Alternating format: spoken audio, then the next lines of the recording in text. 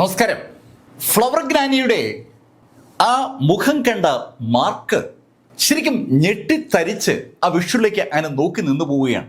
Flower granny പല തവണയാണ് മാർക്കിനെ രക്ഷിച്ചിട്ടുള്ളത്. ഇവിടെ ഏറ്റവും നിർണായകമായ ആ നിമിഷത്തിലും ആ ബിറുവൽ കേവിൽ മാർക്കിനെ ഫ്ലവർ ഗ്രാനി രക്ഷിച്ചിരിക്കുകയാണ്. മാർക്കിനെ വിശ്വസിക്കാൻ പറ്റുന്നില്ല. മാർക്ക് വീണ്ടും വീണ്ടും ആ ചിത്രത്തിലേക്ക് നോക്കുന്ന കണ്ടതും കാങ് യുൻസി മാർക്കോട് ചോദിച്ചു, മാർക്ക്, നിനക്ക് ഈ ടൈം കൺട്രോൾ ചെയ്യുന്ന ആളുകളുമായി ബന്ധമുണ്ടല്ലേ? ടൈം കൺട്രോൾ ചെയ്യുന്ന ആളുകളുമായി മാർക്കിന് ബന്ധമുണ്ടെന്ന് കാങ് യുൻസി പറഞ്ഞപ്പോൾ മാർക്ക് അതിനെക്കുറിച്ച് ആലോചിച്ചു പോയി. ശരിക്കും ഈ ഫ്ലവർ ഗ്രാനിയുടെ ഏറ്റവും വലിയ പ്രത്യേകത സമയത്തെ നിയന്ത്രിക്കാൻ കഴിയുമെന്നുള്ളതാണ്. മാർക്കിനെ ആ ശൈലിയിൽ ഒരു തവണ ആ മോൺസ്റ്റേഴ്സിന്റെ ആക്രമണത്തിൽ നിന്ന് ഫ്ലവർ ഗ്രാനി രക്ഷിക്കുകയും ചെയ്തിട്ടുണ്ട്. ടൈം പുറകോട്ട് വലിക്കാൻ ഫ്ലവർ ഗ്രാനിക്ക് പറ്റും. ഫ്ലവർ ഗ്രാനി സൃഷ്ടിക്കുന്ന ഒരു സ്പേസിൽ ടൈം ഫ്ലവർ ഗ്രാനിയുടെ കയ്യിലായിരിക്കും. ആ ടെക്നിക്ക് ഫ്ലവർ ഗ്രാനി എമിലി ബ്ലാക്കിനും പഠിപ്പിച്ചു കൊടുത്തിട്ടുണ്ട്. എമിലി ബ്ലാക്ക് ഇപ്പോൾ ആ ടൈം ഉപയോഗിക്കുന്ന കേസിൽ ഒരു അഗ്രഗണ്യാണ്. ആ ചിന്തകളൊക്കെ മാർക്കിന്റെ മനസ്സിലേക്ക് കടന്നു വന്നതും കാങ് ഒരിക്കൽ കൂടി മാർക്കോട് ചോദിച്ചു, മാർക്ക്, ആ സ്ത്രീ ശരിക്കും ടൈം ഉപയോഗിക്കുന്ന ആളാണ്, അയാളെ മാർക്കിന് എങ്ങനെ പരിചയം? അത് കേട്ടതും മാർക്ക് തിരിഞ്ഞ് കാങ്ങിനോട് പറഞ്ഞു, ഓൾ മാസ്റ്റർ, അതൊക്കെ പഴയ കഥകളാണ്. അവര് എനിക്ക് ഏറ്റവും വേണ്ടപ്പെട്ട ആളാണ്. എനിക്ക് അവരെ രക്ഷിക്കണം. ഞാൻ എങ്ങനെയാണ് അവരെ രക്ഷിക്കേണ്ടത്? മാർക്ക്, ഞാൻ പറയുന്നത് കൊണ്ട് നീ തെറ്റിദ്ധരിക്കരുത്. നീ ആഗ്രഹിക്കുന്ന കാര്യം നടക്കില്ല. ഓൾ മാസ്റ്റർ, അതെന്താ അങ്ങനെ പറഞ്ഞത്? മാർക്ക്, ആ സ്ത്രീ ശരിക്കും നീ കണ്ട സ്ഥലത്തല്ല ഉള്ളത്. അതെന്താ അങ്ങനെ പറയുന്നത്? മാർക്ക്, അവര് യഥാർത്ഥത്തിൽ ഇപ്പോൾ ഉള്ളത് ഒരു പ്രത്യേക ലോകത്താണ്. പ്രത്യേക ലോകത്തും അതേ മാർക്ക്, ഈ സെയിൻറ്റ്ലി കിങ്ഡത്തിൽ നിന്ന് വളരെ ദൂരത്തായി ഈ സെയിൻറ്റ് വേൾഡിൽ തന്നെ ഒരു സ്ഥലമുണ്ട്. ശരിക്കും ഈ സെയിൻറ്റ് വേൾഡിൻ്റെ ടൈം നിശ്ചയിക്കുന്നത് അവിടെയാണെന്ന് പറയാം. ഇവിടുന്ന് നോർത്ത് വെസ്റ്റിലോട്ടാണ് ആ സ്ഥലം. അതിനെ നോർത്ത് വെസ്റ്റ് യൂഡു എന്നാ വിളിക്കുക. അവിടെ ടൈം അതാണ് സർവപ്രധാനം. ഓൾഡ് മാസ്റ്റർ കാങ് പറഞ്ഞുകൊണ്ടുവരുന്ന കഥ മാർക്കിന് അങ്ങോട്ട് മനസ്സിലാകുന്നില്ല. മാർക്ക് അമ്പരം നിൽക്കുമ്പോൾ കൂടെ നിൽക്കുന്ന ഫാറ്റി സീതു മാർക്കിനോട് പറഞ്ഞു, മാർക്ക്, മാസ്റ്റർ പറഞ്ഞതാണ് ശരി. എനിക്ക് ഈ നോർത്ത് വെസ്റ്റ് യൂഡിനെ കുറിച്ച് കുറെ കാര്യങ്ങൾ അറിയാം. ഫാറ്റി, നിനക്ക് എന്ത് കാര്യമാണ് അവിടത്തെ കുറിച്ച് അറിയാവുന്നത്? മാർക്ക്, നിനക്ക് സ്പേസ് ഹാള് ഓർമ്മയില്ലേ? ആ, ഓർമ്മയുണ്ട്. നീ ബ്രദർ ശ്രീഹരിക്ക് കൊടുത്ത സ്പേസ് ഹാൾ. മാർക്ക്, അത് ഞങ്ങൾക്ക് ലഭിച്ചത് ഈ നോർത്ത് വെസ്റ്റ് യൂഡുവിൽ നിന്നാണ്. സ്പേസ് ഹാള് ഒരു മാജിക്കൽ ആർട്ടിഫാക്റ്റ് ആണ്. അത് മാർക്കിന് അറിയാം. മാർക്ക് അന്ന് അവിടെ ആ ഹെവൻലി സിനുമായി ഏറ്റുമുട്ടിക്കൊണ്ടിരിക്കുന്ന സമയത്ത് ഫാറ്റി സീതു ശ്രീഹരിക്ക് ഹാൻഡ് ഓവർ ചെയ്തതാണ് ആ സ്പേസ് ഹാൾ. ആ സ്പേസ് ഹാൾ ഉപയോഗിച്ച് ശ്രീഹരി ഒരു ടൈം സോൺ സൃഷ്ടിച്ചിരുന്നു. ആ ടൈം സോണിന്റെ അകത്ത് ശ്രീഹരിയും ശ്രീറാമും ഫാറ്റി സീതുവും ആ ആലിസ്റ്റർ കുടുംബത്തിലെ ആ ലേഡിയും പിന്നെ കാങ്ങും ഒക്കെ പെട്ടിരുന്നു. അതുകൊണ്ട് മാത്രമാണ് അവര് ജീവനോട് തിരിച്ചു വന്നത്. ആ കഥ മാർക്കിന് അറിയാം. പക്ഷെ മാർക്ക് എന്ന് രക്ഷപ്പെട്ടത് എമിലി ബ്ലാക്ക് കാരണമാണ്. എമിലി ബ്ലാക്ക് ആ ഹെവൻലി സിനുമായി ഉണ്ടാക്കിയ കരാറിന്റെ അടിസ്ഥാനത്തിലാണ് ശരിക്കും ഹെവൻലി സിൻ മാർക്കിനെ അത് തൊടാതെ വിട്ടത്. മാർക്ക് അത് പിന്നീടാണ് അറിയുന്നത്. മാർക്കിനോട് ആ കാര്യം പിന്നീട് പറഞ്ഞത് സാക്ഷാൽ ശ്രീഹരിയുമാണ്. മാർക്ക് ആ കാര്യങ്ങളെക്കുറിച്ച് ആലോചിച്ചപ്പോൾ ഫാറ്റി മാർക്കിനോട് പറഞ്ഞു, മാർക്ക്, ഞാൻ പറഞ്ഞല്ലോ ഞങ്ങൾക്ക് ആ സ്പേസ് ഹാള് കിട്ടിയത് ഈ നോർത്ത് വെസ്റ്റ് യൂഡുവിൽ നിന്നാണെന്ന്. ഫാറ്റി, എനിക്ക് ഇപ്പോഴും കൊണ്ട് മനസ്സിലായില്ല അവിടെ എന്താണ് പ്രശ്നമെന്ന്. മാർക്ക്, ഞങ്ങളുടെ സീതു കുടുംബത്തിലെ അതിശക്തരായ 10 യോദ്ധാക്കളിൽ നിന്ന് ഏറ്റവും ശക്തരായ 3 ആളുകളെയാണ് അന്ന് എൻ്റെ പിതാവ് ഈ നോർത്ത് വെസ്റ്റ് യൂഡുവിലേക്ക് അയച്ചത്. അങ്ങനെ അയക്കാനുള്ള കാരണം അവിടെ അസാധാരണമായ ചില കാര്യങ്ങളൊക്കെ കാണുന്നു എന്ന് ഒരു വാർത്ത കേട്ടതുകൊണ്ടാണ്. അവിടെ എത്തിയ അവർ കണ്ടത് ഒരു മാനിനെയാണ്. മാനിനെയോ? അതേ മാർക്ക്, ഒരു മായ പൊന്മാൻ. ശരിക്കും അതൊരു മായ കാഴ്ചയാണ്. എനർജി കൊണ്ട് ഉണ്ടാക്കപ്പെട്ട ഒരു മാൻ. ആ മാനായിരുന്നു ഞങ്ങളുടെ ടീമിൻ്റെ ടാർഗറ്റ്. ആ ടാർഗറ്റ് അച്ചീവ് ചെയ്യാൻ ഞങ്ങൾക്ക് പറ്റി. ഞങ്ങൾക്കൊരു മാനിനെ കിട്ടി. പക്ഷേ നഷ്ടമായത് ആ 3 പേരിൽ 2 പേരെയാണ്. അവര് അവിടെ പെട്ടുപോയി. മാർക്കിന് അറിയോ, ഞങ്ങൾക്ക് ലഭിച്ച ആ മാനിനെ ശരിക്കും ഞങ്ങൾ റീകൺസ്ട്രക്ട് ചെയ്ത് ഉണ്ടാക്കിയെടുത്തതാണ് ഈ സ്പേസ് ഹാൾ.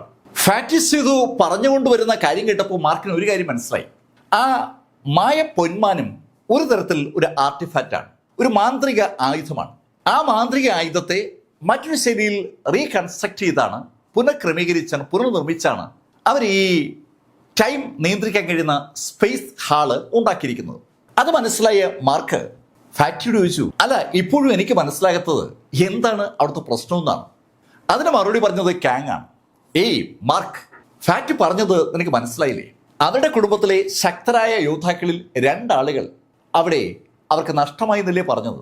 മാർക്ക്, നഷ്ടമായി എന്ന് പറഞ്ഞാൽ അവരുടെ ജീവൻ നഷ്ടമായി എന്നല്ല, അവർ 2 പേരും ആ സ്ഥലത്ത് പെട്ടുപോയിരിക്കൂ. അവർക്ക് എന്താ അവിടെ നിന്ന് തിരിച്ചു വന്നാൽ? മാർക്ക്, അതാണ് ഞാൻ പറഞ്ഞുകൊണ്ട് വരുന്നത്. അവിടെ പെട്ടുപോയാൽ ഒരാൾക്കും തിരിച്ചു വരാൻ പറ്റില്ല. അവർ എത്ര തവണ പുനർജനിച്ചാലും അവർ ആ ടൈം സോണിനകത്ത് തന്നെയായിരിക്കും. അതാണ് അവിടുത്തെ പ്രത്യേകത. അതുകൊണ്ടാണ് അവിടേക്ക് ആരും ഒരു എക്സ്പ്ലോറേഷന് വേണ്ടി ചെല്ലാത്തത്. മാർക്കിനകത്ത് തികച്ചും പുതിയൊരു അറിവാണ്. ടൈം നിയന്ത്രിക്കപ്പെടുന്ന ഒരു സ്ഥലം, ആ സ്ഥലത്ത് അതിൻ്റെതായ ചില നിയമാവലികളുണ്ട്. ആ നിയമാവലികൾ കൊണ്ട് ഉണ്ടാക്കപ്പെട്ടിരിക്കുന്ന ആ ഏരിയക്കുള്ളിൽ പെട്ടുപോകുന്ന ഒരാൾക്കും തിരിച്ചു വരാൻ പറ്റില്ല. അതൊരു പുതിയ അറിവാണ്. അതിനെക്കുറിച്ച് ആലോചിച്ച് മാർക്ക് പെട്ടെന്ന് കാങ്ങിനോട് ചോദിച്ചു, ഓൾഡ് മാസ്റ്റർ, എനിക്ക് ഫ്ലവർ ഗ്രാനിയെ രക്ഷിക്കണം, അതിനെനിക്ക് അവിടെ പോയേ പറ്റൂ.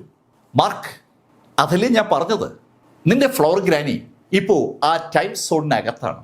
അവർക്ക് ഒരു കാരണവശാലും പുറത്തു വരാൻ പറ്റില്ല. അവരുടെ ഒരു ചിന്ത അതാണ് ശരിക്കും ഒരു രൂപമായി ആ ബിറുൽ കേവിൽ എത്തിയത്. ആ ബിറുൽ കേവിൽ അവര് നിന്നെ രക്ഷിക്കാൻ ഉപയോഗിച്ചത് അവരുടെ ഒരു ചിന്തയാണ്. അവരുടെ ഒരു തോട്ടിന്റെ ഭാഗമായിട്ട്, ഒരു ചിന്തയുടെ ഭാഗമായിട്ട് അവർക്ക് ഒരു രൂപം സൃഷ്ടിക്കാൻ പറ്റി. പക്ഷെ അവരുടെ യഥാർത്ഥ രൂപത്തെ അവർക്ക് ആ ടൈം സോണിൽ നിന്ന് പുറത്തു കടത്താൻ പറ്റത്തുമില്ല. കാങ് പറഞ്ഞു വരുന്ന കഥ കേട്ടപ്പോൾ മാർക്കിന് ഏകദേശം കാര്യം മനസ്സിലാവുന്നുണ്ട്. മാർക്ക് ഇതുപോലുള്ള പ്രൊജക്ഷൻ പലതവണ കണ്ടിട്ടുണ്ട്.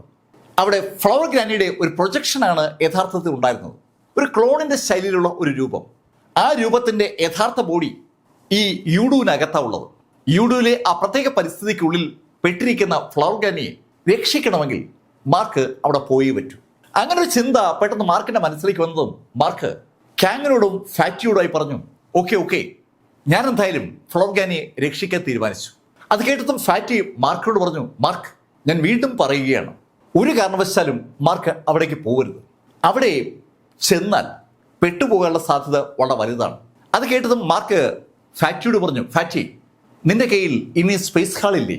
ഉണ്ട് ഫാറ്റി, ആ സ്പേസ് ഹാളിന്റെ എല്ലാ ശക്തി എടുത്ത് നീ എനിക്കെതിരെ ഒന്ന് ഉപയോഗിക്കുക.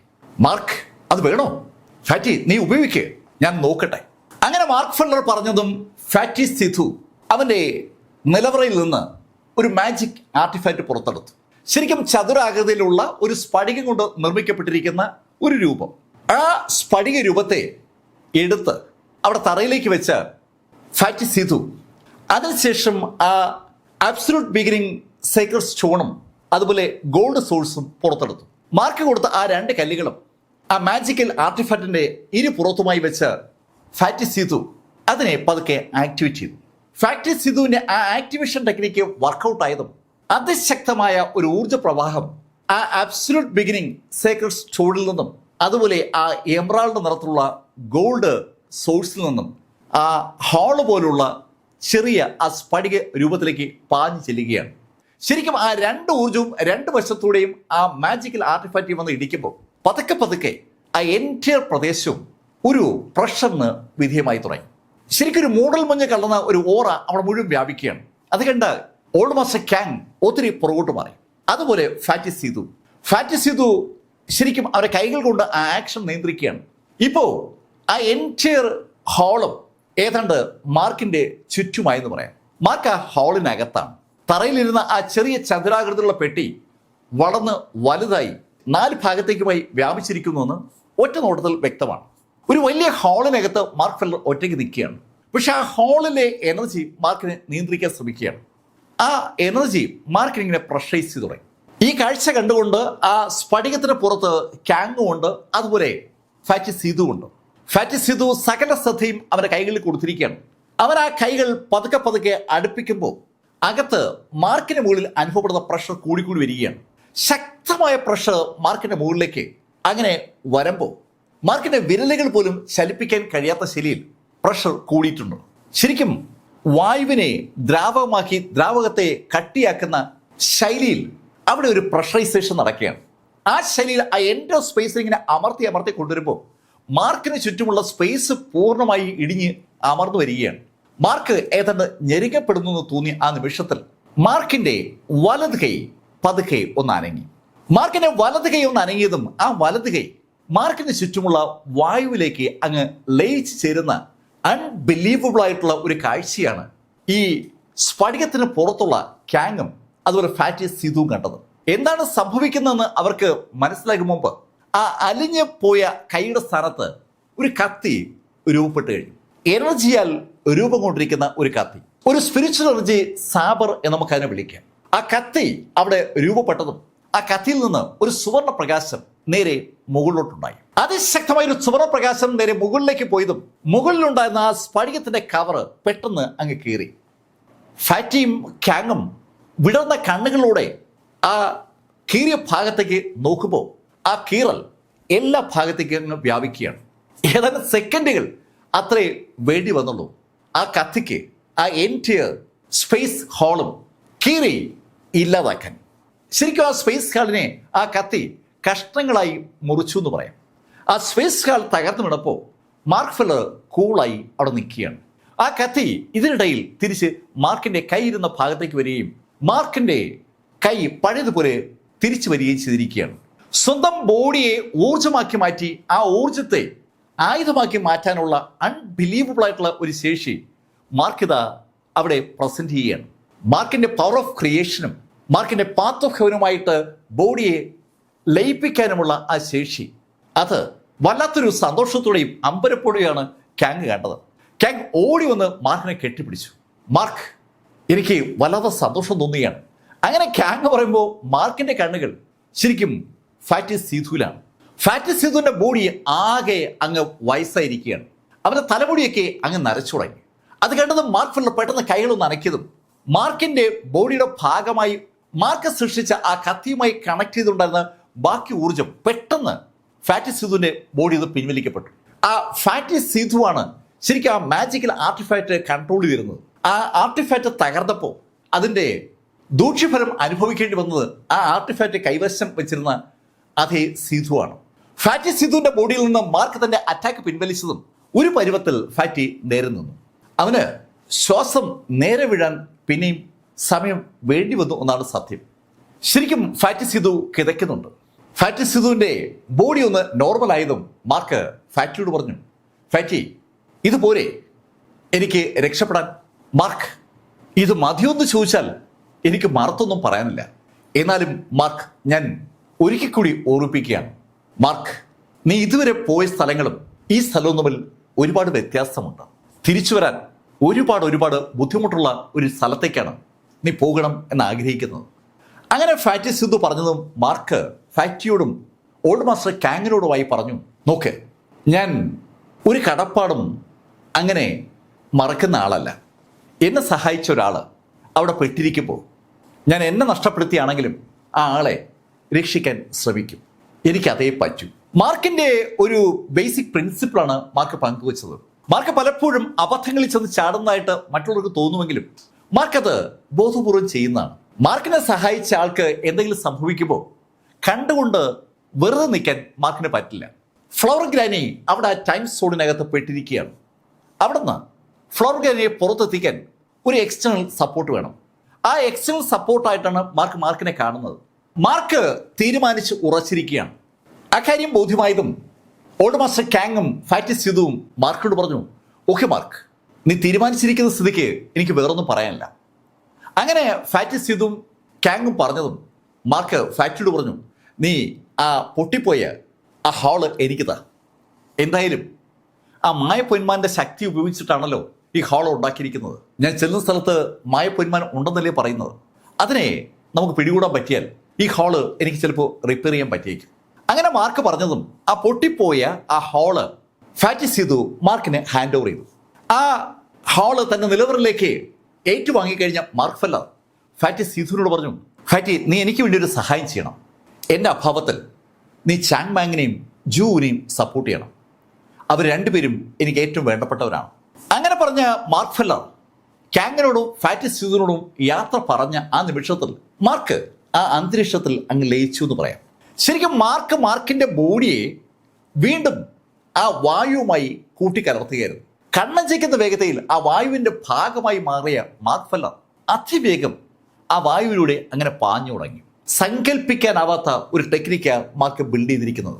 ചുറ്റുമുള്ള അന്തരീക്ഷവുമായി സ്വന്തം ബോഡിയെ ലയിപ്പിച്ച് ചേർക്കാനുള്ള അമാനുഷികമായ ഒരു ശേഷി മാർക്ക് ദാ നേടിയിരിക്കുകയാണ്. ആ ഇൻവെസ്റ്റർ ഓഫ് ഗോഡ്സിനകത്ത് നിന്ന് മാർക്ക് ഫെല്ലർ പഠിച്ചെടുത്തത് ആ ക്രിയേഷൻ പവറാണ്.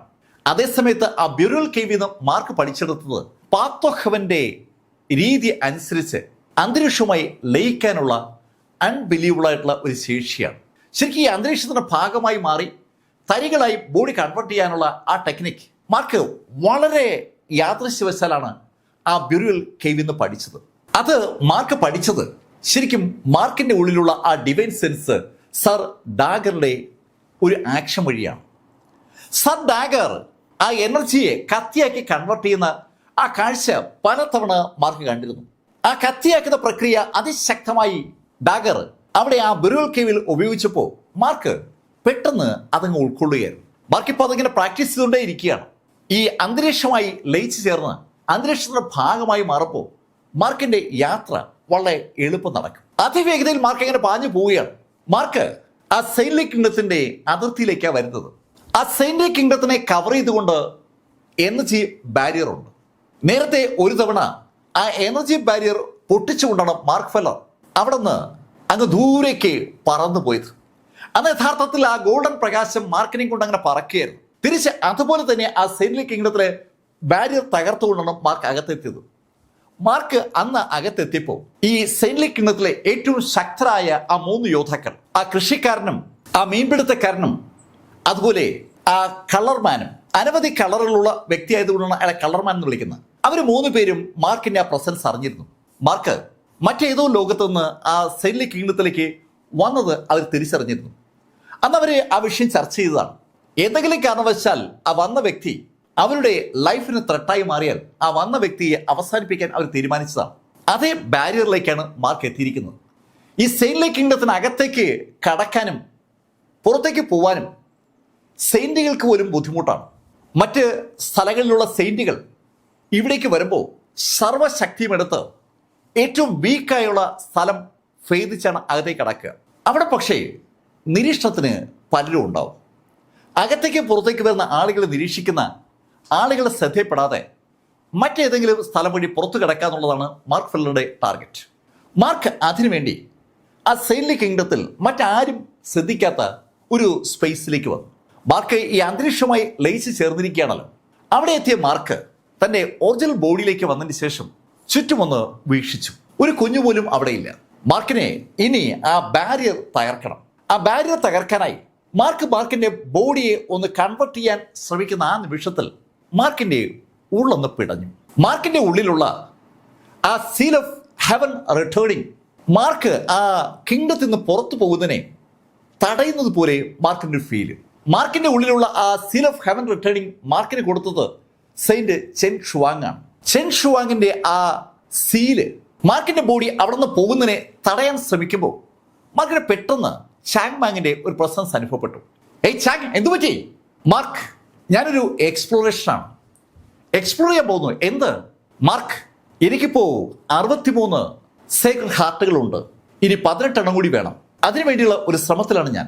81 സേക്രഡ് ഹാർട്ടുകൾ ഉണ്ടെങ്കിൽ ആ ആൾക്ക് ആ സെയിൻലി കിങ്ഡത്തിന്റെ തലപ്പത്തേക്ക് കടന്നു വരാൻ പറ്റും, സെയിന്റ് ആകാൻ പറ്റും. ഈ മിസ്റ്റീരിയസ് സെയിൻലി കിങ്ഡത്തിന്റെ അടുത്ത ലോഡാകാൻ, സെയിന്റ് ആകാൻ ഇതാ ചാങ് മാങ് റെഡിയാവുകയാണ്. കേട്ടപ്പോൾ മാർക്കിന് വല്ലാത്തൊരു സന്തോഷം. മാർക്ക് ചാങ് മാങ്ങിനോട് പറഞ്ഞു, ചാങ്, ഞാൻ കൂടെ വരാം. ഹേയ് മാർക്ക്, അത് വേണ്ട. നീ ഫ്ലവർ ഗ്രാനിയെ തിരക്കി ഇറങ്ങിയതല്ലേ, ഫ്ലവർ ഗ്രാനിയെ രക്ഷിക്ക്, അതാണ് സർവ്വപ്രധാനം. ഏയ് ചാങ്, നീ ഇനി എതിരിടാൻ പോകുന്നത് ചില്ലറ ആളുകളെ അല്ല. ചാങ് മാങ്ങിന് വേണ്ട 81 ആ സെയിൻലി ഹാർട്ടുകളിൽ ബാക്കിയുള്ള 18 കൈവശം വെച്ചിരിക്കുന്ന ആളുകൾ അതിശക്തരാണ്. നേരത്തെ ഞാൻ സൂചിപ്പിച്ച ഏറ്റവും ശക്തരായ ഹോളി കോൺഷ്യസ് ലെവലുള്ള ആ 3 യോദ്ധാക്കളുടെ കയ്യിൽ ഈ പറഞ്ഞ ഹാർട്ടുണ്ട്. അവരുടെ കയ്യിൽ നിന്ന് ആ ഹാർട്ട് പിടിച്ചെടുക്കുക എന്ന് പറഞ്ഞാൽ നടക്കുന്ന കാര്യമേ അല്ല. അതുപോലെ തന്നെയാണ് ബാക്കിയുള്ള ആളുകളൊക്കെ.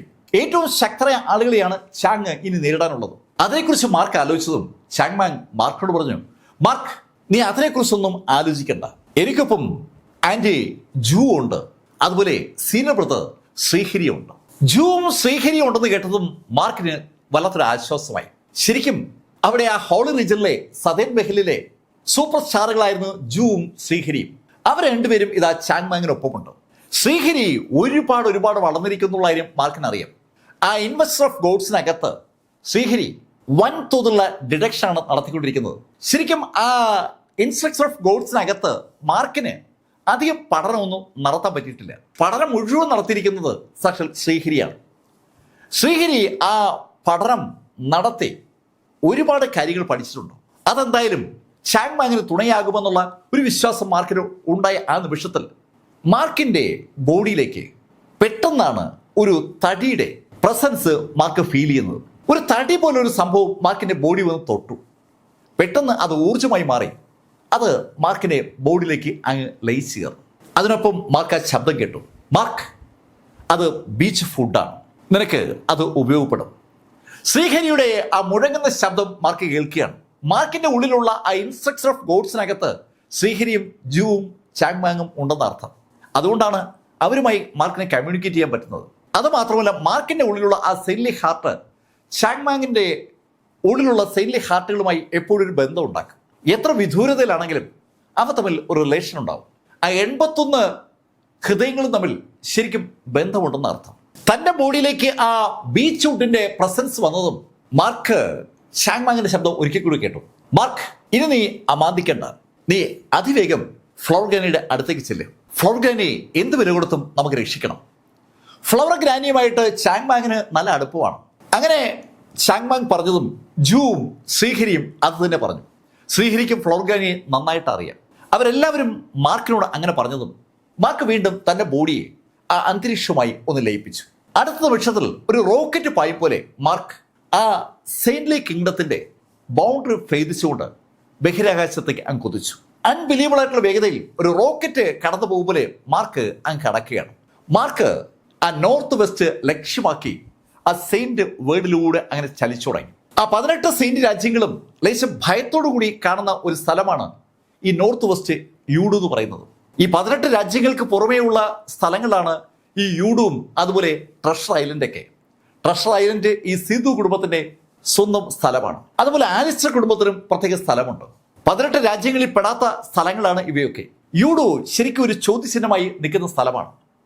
ആ യൂഡിലേക്കുള്ള മാർക്കിന്റെ യാത്ര അങ്ങനെ കണ്ടിന്യൂ ചെയ്ത് പോവുകയാണ്. 1 മാസമെങ്കിലും ആ വേഗതയിൽ മാർക്ക് സഞ്ചരിച്ചാൽ മാത്രമേ മാർക്ക് യൂഡുവിലെത്തൂ.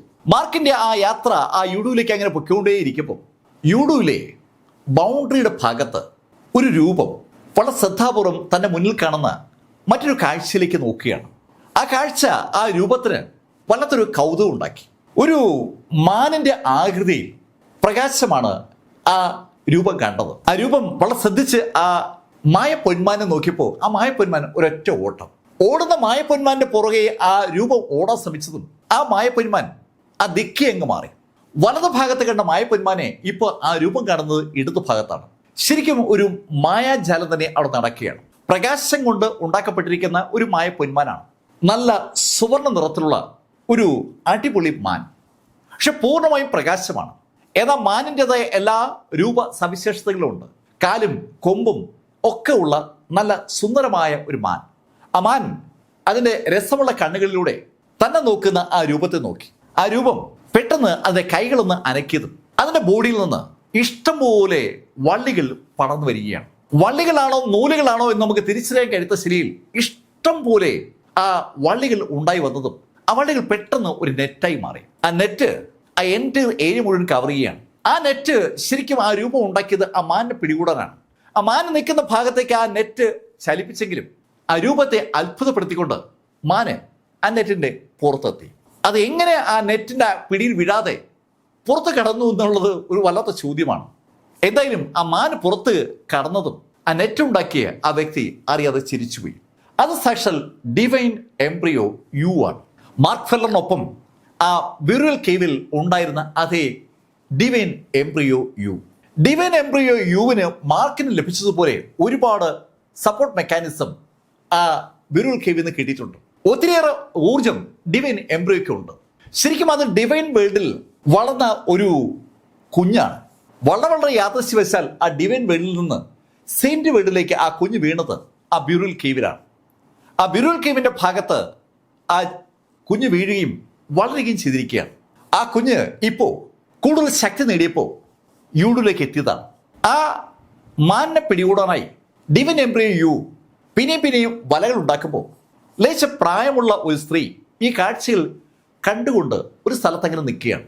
ആ സ്ത്രീയുടെ ചുണ്ടിലൊരു പുഞ്ചിരി വിരിഞ്ഞു. അടുത്ത നിമിഷത്തിൽ ആ സ്ത്രീ ആ ഡിവൈൻ എംബ്രിയോ യുവിൻ്റെ മുന്നിലായി പ്രത്യക്ഷപ്പെട്ടു. പക്ഷെ അപ്പോൾ ആ സ്ത്രീയുടെ രൂപം ഒരു കൊച്ചുകുട്ടിയുടെ രൂപമാണ്.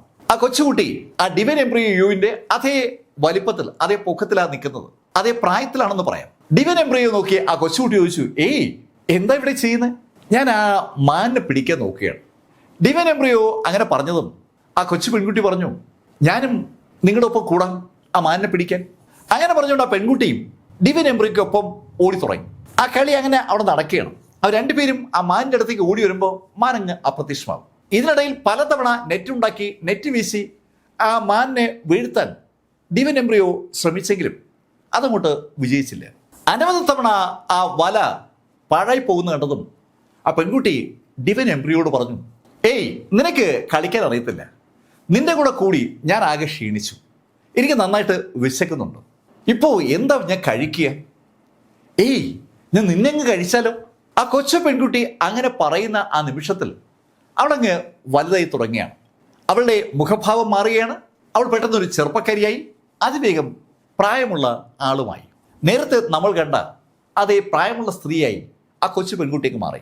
പക്ഷെ അടുത്ത നിമിഷത്തിൽ അവിടെ ആ സ്ത്രീക്കും ഡിവൈൻ എംബ്രിയോയ്ക്കും ഇടയിൽ ഒരു ചെറിയ പ്രകാശം അടിച്ചു. ആ പ്രകാശം പെട്ടെന്നാണ് രണ്ടുപേർക്കിടയിൽ ഒരു മതിൽ പോലെ ഉണ്ടായത്. ആ പ്രകാശം ഒന്ന് അടങ്ങുമ്പോൾ ഡിവൈൻ എംബ്രിയോ അവിടെ ഇല്ല. അത് കണ്ടതും ആ സ്ത്രീ ഒന്ന് ചിരിച്ചു. കൊള്ളാം, നല്ല രസമുള്ള പരിപാടിയാണ്. ശരിക്കും അവിടെ വരുന്ന ആളുകളെ ആ ശൈലിയിൽ കൈകാര്യം ചെയ്യുന്ന ആ സ്ത്രീ ഇത്തരം കാഴ്ചകൾ ഒരുപാട് കണ്ടിട്ടുണ്ട്. അവരുടെ കണ്ണുകൾ ആ ഡിവൈൻ എംബ്രിയോ യു മറഞ്ഞു പോയ ആ പോയിന്റിലേക്ക് കറക്റ്റ് ഫോളോ ചെയ്യുകയാണ്. ഈ സംഭവ വികാസങ്ങൾ അവിടെ ഇങ്ങനെ അരങ്ങേറിക്കൊണ്ടിരിക്കുമ്പോൾ ചാങ് മാങ്ങും ജൂവും സെയിന്റ് കിങ്ഡത്തിലേക്ക് ഇറങ്ങിക്കഴിഞ്ഞു. ഏയ് ചാങ്, നീ ശരിക്കും ആലോചിച്ച് തന്നെയാണോ ഇറങ്ങിയിരിക്കുന്നത്? ആൻഡ് ജൂ, ഇവിടെ ആലോചിക്കാൻ ഒന്നുമില്ല. ഇനി നമുക്ക് 18 ഹാർട്ടുകൾ കൂടി വേണം. ഏയ് ചാങ്, അതെനിക്കും അറിയാം. ആ 18 ഹാർട്ടുകൾ ആരുടെയൊക്കെ കയ്യിലാണ് ഉള്ളതെന്നുള്ളതാണ് പ്രശ്നം. നമ്മൾ ഇതുവരെ നേരിട്ട ആളുകളൊന്നും അല്ല ഇനിയുള്ളവർ. അതിശക്തരാണ്, അവരെ തോൽപ്പിക്കാൻ എളുപ്പവുമല്ല. അതുമാത്രമല്ല, മാർക്ക് ഈ സ്ഥലത്തൊന്നും ഇല്ലേം തരും. മാർക്ക് ഒരുപാട് ദൂരത്താണെന്ന് ചാങ് മാങ്ങിനെ അറിയാം.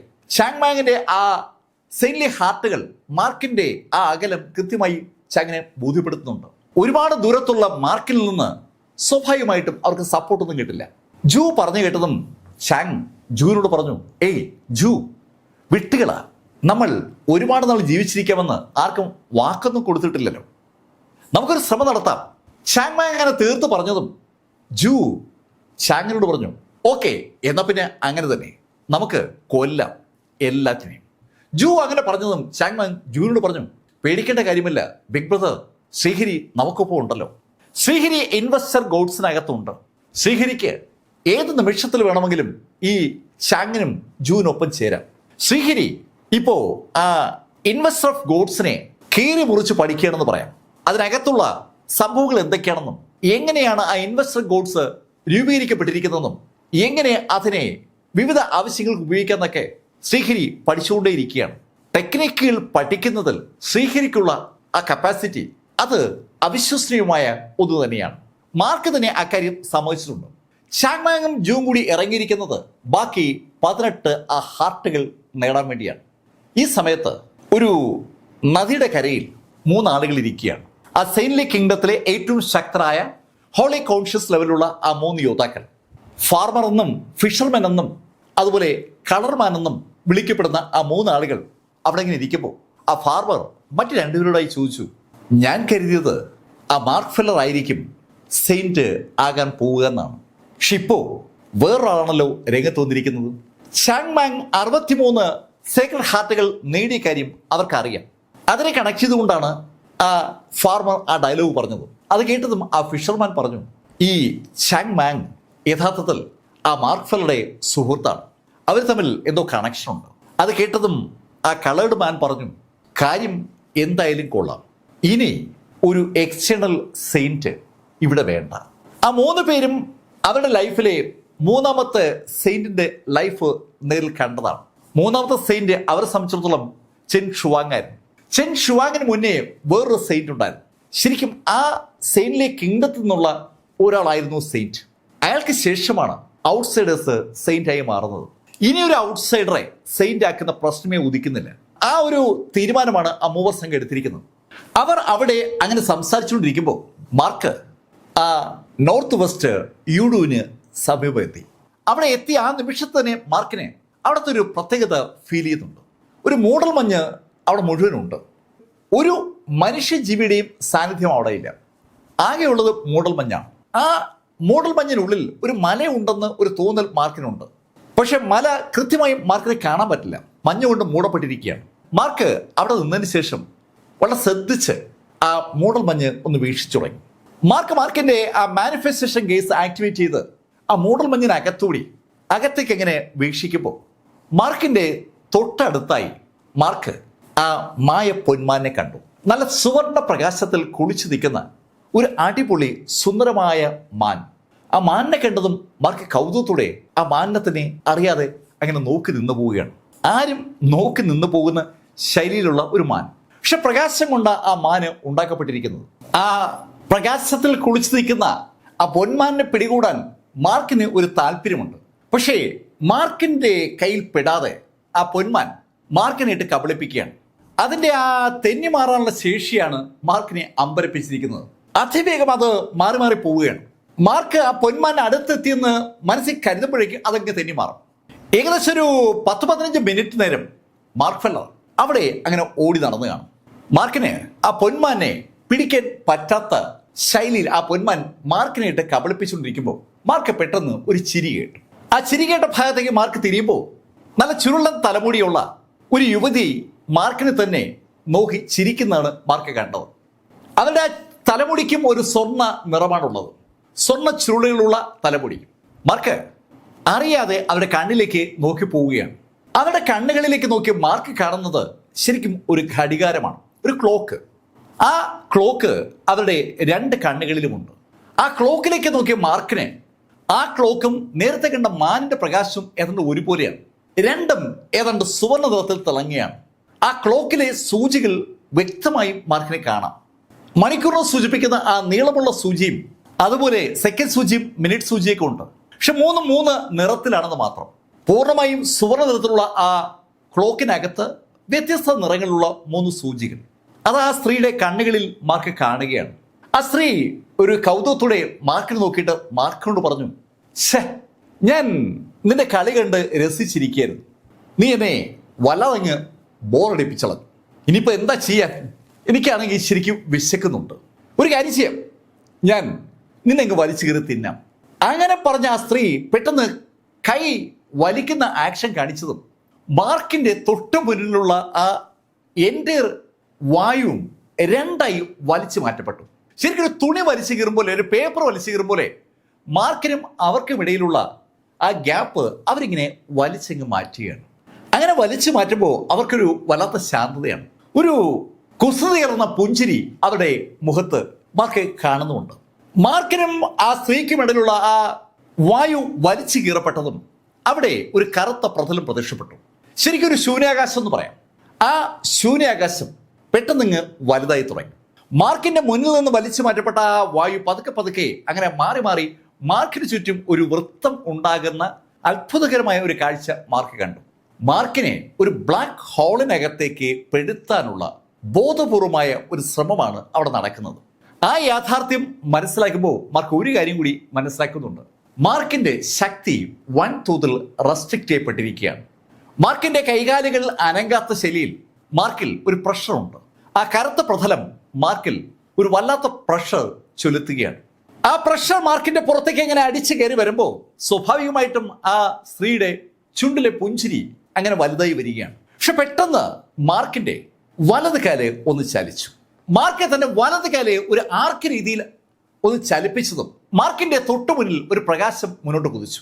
താഴെ തറ തുരന്ന് ഒരു സുവർണ പ്രകാശം മുകളിലേക്ക് കുതിച്ചതുപോലെ ദൂരം നോക്കുന്ന ആളുകൾക്ക് തോന്നും. ആ പ്രകാശം പെട്ടെന്ന് ഒരു ആക്സിന്റെ രൂപമായി, ഒരു മഴു. ആ മഴു വായുവിൽ തങ്ങി നിൽക്കുകയാണ്. ആ മഴ പെട്ടെന്ന് മുന്നിലേക്ക് പൊങ്ങി വന്നപ്പോൾ ആ സ്ത്രീയുടെ മുഖത്തെ പുഞ്ചിരി ഒന്നുകൂടെ വലുതായി. ആ ഒരു കൗതുകത്തോടെ മാർക്കിനെയും ആ മഴുവിനെ നോക്കുമ്പോൾ മാർക്കിന്റെ മുന്നിലെ ആ മഴുവിലേക്ക് മാർക്കിന്റെ കൈ ഒന്ന് ഉയർന്നു. മാർക്ക് കൈ ചെറുതായിട്ട് ഉയർത്തുമ്പോൾ ഒരു അദൃശ്യമായ കൈ ആ മഴുവിലേക്ക് എത്തിയിരിക്കുകയാണ്. ആ കൈ മാർക്കിന്റെ പവർ ഓഫ് ക്രിയേഷന്റെ ഭാഗമായി ഉണ്ടായതാണ്. ആ കൈ പിടിച്ചിരിക്കുന്ന ആ മഴു മാർക്ക് ഒന്ന് ചലിപ്പിച്ചതും മാർക്കിന്റെ മുന്നിലുള്ള ആ കറുത്ത പ്രതലം വീണ്ടും രണ്ടായി വെട്ടിക്കീറപ്പെട്ടു. അങ്ങനെ വിണ്ടു കീറിയതും അതിനകത്തേക്ക് വായു ഇരച്ചു കയറുകയാണ്. മാർക്കിനും അവർക്കിടയിൽ പെട്ടെന്ന് വീണ്ടും പഴയതുപോലെ വായു സഞ്ചാരമായി. അത് കണ്ടതും ആ ചിരിക്കുന്ന സ്ത്രീ ചിരിച്ചുകൊണ്ട് മാർക്കിനോട് പറഞ്ഞു, കൊള്ളാം കൊള്ളാം, ഇപ്പോഴല്ലേ കളി രസമായത്. അങ്ങനെ പറഞ്ഞ ആ സ്ത്രീ ഒന്ന് ചിരിച്ചപ്പോൾ മാർക്ക് അനവധി ആ മാരീചന്മാരെ കാണുകയാണ്. അവർക്ക് ചുറ്റുമായി നൂറുകണക്കിന് സുവർണ പൊന്മാനുകൾ, എല്ലാം പ്രകാശം കൊണ്ട് ഉണ്ടാക്കപ്പെട്ടിരിക്കുന്നതാണ്. ആ സ്ത്രീ ചിരിച്ചുകൊണ്ടങ്ങനെ നിൽക്കുകയാണ്. അവരെ കണ്ടാൽ ഒരു സ്മൈലിംഗ് ഏഞ്ചൽ എന്നാരും വിളിച്ചു പോകും. പുഞ്ചിരിക്കുന്ന മാലാഖ, അങ്ങനെ നമുക്ക് അവരെ വിളിക്കാൻ പറ്റും. ആ പുഞ്ചിരിക്കുന്ന മാലാഖയുടെ പുറകിലായി ഒരു പട പോലെ ആ സുവർണ പൊന്മാനുകൾ നിൽക്കുകയാണ്. ആ പൊന്മാനുകൾ പെട്ടെന്നാണ് മാർക്കിന് ചുറ്റും ഒരു വൃത്തമായി മാറുന്നത്. ആ സ്മൈലിംഗ് ഏഞ്ചൽ മറ്റെന്തോ പ്ലാൻ ചെയ്യുകയാണെന്ന് ആ പൊന്മാനുകൾ മാർക്കിനെ വളഞ്ഞതും മാർക്കിന് മനസ്സിലായി. ഇപ്പോ ആ പൊന്മാനുകളുടെ ശക്തി ഒരുപാട് കൂടിയിരിക്കുകയാണ്. ആ പൊന്മാനുകൾക്ക് ഇപ്പോ മാർക്കിന്റെ സകല മൂവ്മെന്റ്സും നിയന്ത്രിക്കാൻ പറ്റും എന്ന ശൈലിയിലേക്ക് കാര്യങ്ങൾ വരികയാണ്. ആ ഒരു ധാരണ ഉണ്ടായതും മാർക്ക് വീണ്ടും തന്നെ ആക്സ് ചലിപ്പിച്ചു. മാർക്ക് അതിശക്തമായി ആ ആക്സുകൾ ചലിപ്പിച്ചതും ഓടി രക്ഷപ്പെട്ടുകൊണ്ടിരുന്ന ആ പൊന്മാനുകളിൽ ചിലരെങ്കിലും വെട്ടേറ്റ് താഴെ വീണു. ഒറ്റ വെട്ടിന് മാർക്ക് ചില പൊന്മാനുകളുടെ തല അറുത്തു എന്ന് പറയാം. മാർക്കിനെ കബളിപ്പിച്ച് നേരത്തെ ഒഴിഞ്ഞു മാറിയിരുന്ന ആ പൊന്മാനുകൾ വെട്ടേറ്റ് വീണതും മാർക്ക് അവയെ പെട്ടെന്ന് വലിച്ചെടുത്തതും ഒരേ നിമിഷത്തിലാണ്. മാർക്കിന്റെ മാജിക്കൽ ആർട്ടിഫാക്റ്റിനകത്തേക്ക് ആ പൊന്മാനുകളെ വെട്ടി മാർക്ക് വലിച്ചു കയറ്റിയത് ലേശം ദേഷ്യത്തോടെയും അല്പം കൗതുകത്തോടെയും ആ സ്മൈലിംഗ് ഏഞ്ചൽ കണ്ടു. ആ സ്മൈലിംഗ് ഏഞ്ചലിന്റെ ആ സ്മൈൽ പെട്ടെന്ന് ഒന്ന് കറുത്തു എന്ന് പറയാം. ആ നിമിഷത്തിൽ സകല ആളുകളെയും ഞെട്ടിക്കുന്ന ഒരു ശബ്ദം അവിടെ ഉയർന്നു കേട്ടു. അതൊരു വലിയ മണിയുടെ ശബ്ദമാണ്. ചെവി തുളച്ചു പോകുന്ന മണിയുടെയാണ് അവിടെ ഉയർന്നു കേട്ടത്. ആ ശബ്ദം അങ്ങ് വിദൂരതയിൽ പോലും പ്രതിഫലിക്കുകയാണ്. ഒരുപാട് ദൂരെയുള്ള ആളുകൾ വരെ ആ മണിശബ്ദം കേട്ടുകയാണ്. അങ്ങനെ ഒരു മണിശബ്ദം സാധാരണഗതിയിൽ ആ നോർത്ത് വെസ്റ്റ് യൂഡിൽ നിന്ന് കേൾക്കുന്ന പതിവില്ല. അതുകൊണ്ട് തന്നെ ആ 18 സെന്റ് ഗണങ്ങളിലെയും സെന്റുകൾ ഉൾപ്പെടെയുള്ള ആളുകൾ ആ ഭാഗത്തേക്ക് അറിയാൻ നോക്കിപ്പോവുകയാണ്. നോർത്ത് വെസ്റ്റ് യൂഡുവിൽ ഇതാ മണിയടിക്കുന്നു. അത് ലോക അവസാനത്തെ സൂചിപ്പിക്കുന്ന മണിയടിയാണ്. അങ്ങനെയാണ് അവർ ആ മണിയടി ഇതിനു മുമ്പ് വിലയിരുത്തിയിട്ടുള്ളത്. ആ മണി അടിച്ചപ്പോഴൊക്കെയും ദുരന്തങ്ങൾ ഉണ്ടായിട്ടുണ്ട്. അതുകൊണ്ട് തന്നെ സകല ആളുകളും ആ നോർത്ത് വെസ്റ്റ് ഭാഗത്തേക്ക് അങ്ങനെ നോക്കുമ്പോൾ ഇവിടെ അതിശക്തമായ ഒരു മൂടൽ മഞ്ഞ് ആ എൻ്റെ പ്രദേശത്തെയും അങ്ങ് വിഴുങ്ങി എന്ന് പറയാം. മാർക്ക് അവിടേക്ക് കടക്കുമ്പോൾ തന്നെ ഒരു മഞ്ഞുണ്ടായിരുന്നു. ആ മഞ്ഞിൽ ഇപ്പൊ അനവധി ലെയറുകൾ ഉണ്ടായിരിക്കുകയാണ്. നൂറുകണക്കിന് ലെയർ മഞ്ഞ് പിന്നെയും വന്നു കൂടിയതുപോലെ ആ എൻ്റെ മേഖലയും ഏതാണ്ട് ഇരുട്ടിലായി. മാർക്ക് ആ കയ്യിലെ ആക്സ് പിൻവലിച്ചു കഴിഞ്ഞു. ഇപ്പോൾ മാർക്കിന് മറ്റൊരു കാഴ്ച കാണാം. ഒരു സ്മൈലിംഗ് ഏഞ്ചലിന് പകരം നൂറുകണക്കിന് സ്മൈലിംഗ് ഏഞ്ചലുകളെ, അതിൻ്റെ എത്രയെങ്കിലും മടങ്ങ് ആ പൊന്മാനുകളെയും അവിടെ കാണാം. ആ എൻറ്റയർ മേഖലയും പതുക്കെ ചലിക്കുകയാണ്. ശരിക്കും ചലിക്കുന്ന ഒരു വൃത്തത്തിനകത്ത് മാർക്ക് പെട്ടെന്ന് പോലെ ഒരു ഫീല് പെട്ടെന്ന് മാർക്കിനുണ്ടായി. മാർക്ക് ആ നിമിഷത്തിൽ ഒരു ശബ്ദം കേട്ടു. ഹേയ് മാർക്ക്, നീ ഇതെവിടെയാ വന്നു വിട്ടിരിക്കുന്നത്? നിന്നോട് ആരാ പറഞ്ഞു ഇവിടേക്ക് വരാൻ? സർ ഡാഗറിന്റെ ശബ്ദമാണ് മാർക്ക് കേൾക്കുന്നത്. മാർക്ക് ഡാഗറോട് പറഞ്ഞു, സർ എൻ്റെ ആന്റി ഇവിടെയുണ്ട്, അവരെ രക്ഷിക്കാനാണ് ഞാൻ എത്തിയത്. ഷേ മാർക്ക്, ഇവിടെ ഒരിക്കലും നീ വരാൻ പാടില്ലായിരുന്നു. എന്തായാലും നീ വന്ന സ്ഥിതിക്ക് ഇവിടെ നിന്ന് ഇങ്ങനെ രക്ഷപ്പെടാൻ നോക്കാം. അങ്ങനെ ആ സർ ഡാഗർ പറഞ്ഞതും മാർക്കിന്റെ ബോഡിക്കുള്ളിൽ ഒരു ഇരമ്പൽ മാർക്കിന് അനുഭവപ്പെട്ടു. മാർക്കിന്റെ ബോഡിക്കുള്ളിൽ സർ ഡാഗർ സ്വരൂപിച്ചിട്ടുള്ള ആ മുഴുവൻ ഊർജത്തെയും സർ ഡാഗർ സ്വരൂപിക്കുകയാണെന്ന് ആ ഫീൽ ഉണ്ടായപ്പോൾ മാർക്ക് മനസ്സിലായി. മാർക്കിന്റെ ബോഡിക്കുള്ളിൽ ഉരുണ്ട് കയറുന്ന ആ ഊർജ്ജം പെട്ടെന്നാണ് മാർക്കിന്റെ വലത് കൈയിലേക്ക് അങ്ങ് പ്രതിഫലിക്കുന്നത്. മാർക്കിന്റെ വലത് കൈയിൽ ഇപ്പോൾ ഒരു സോഡുണ്ട്, ഒരു കൂറ്റൻ വാള്. മാർക്ക് ആ ഡാഗറിന്റെ ശബ്ദം കേട്ടു. മാർക്ക്, ഒറ്റ അറ്റാക്ക്, അതുവഴി നീ രക്ഷപ്പെട്ടിരിക്കണം. മാർക്ക് രണ്ട് കൈ കൊണ്ടും ആ വാള് പിടിച്ചു. വാള് പിടിച്ച് മുന്നോട്ട് കുതിച്ച മാർക്ക് ലക്ഷ്യം വെച്ചത് ഏറ്റവും മുന്നിൽ കാണുന്ന ആ സ്മൈലിംഗ് ഏഞ്ചലിനെയാണ്.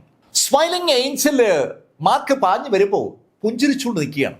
അവർക്ക് അതിവേഗതയിൽ അവിടെ നിന്ന് ഒഴിയാൻ പറ്റുമല്ലോ, അതുകൊണ്ടാണ് അവരുടെ മുഖത്ത് ആ പുഞ്ചിരി ഉണ്ടായിരുന്നത്. പക്ഷെ മാർക്ക് മുന്നോട്ട് കുതിക്കുന്നതിനിടയിൽ ആ ഡാവോ ടെക്നിക്ക് കൂടി ആക്ടിവേറ്റ് ചെയ്തിരുന്നു. പാത്ത് ഓഫ് ഹെവന്റെ പാർട്ടായി മാർക്ക് മാറുന്ന ആ ടെക്നിക്ക് മാർക്കിന്റെ ബോഡി ചുറ്റുമുള്ള വായുവിലേക്ക് അങ്ങനെ ലയിച്ച് ചേരുകയും മുന്നോട്ട് കുതിക്കുകയും ചെയ്തപ്പോൾ പെട്ടെന്ന് മാർക്ക് ആ മുന്നിലുണ്ടായിരുന്ന ഏഞ്ചലിന്റെ കണ്ണിൽ നിന്ന് മറഞ്ഞതുപോലെയായി. അവർക്ക് എന്താണ് സംഭവിച്ചതെന്ന് മനസ്സിലാകും മുമ്പ് മാർക്കിന്റെ കയ്യിലെ ആ സോഡ് ആ ഏഞ്ചലിന്റെ കഴുത്ത് ലക്ഷ്യമാക്കി ഒന്ന് വീശപ്പെട്ടിരുന്നു.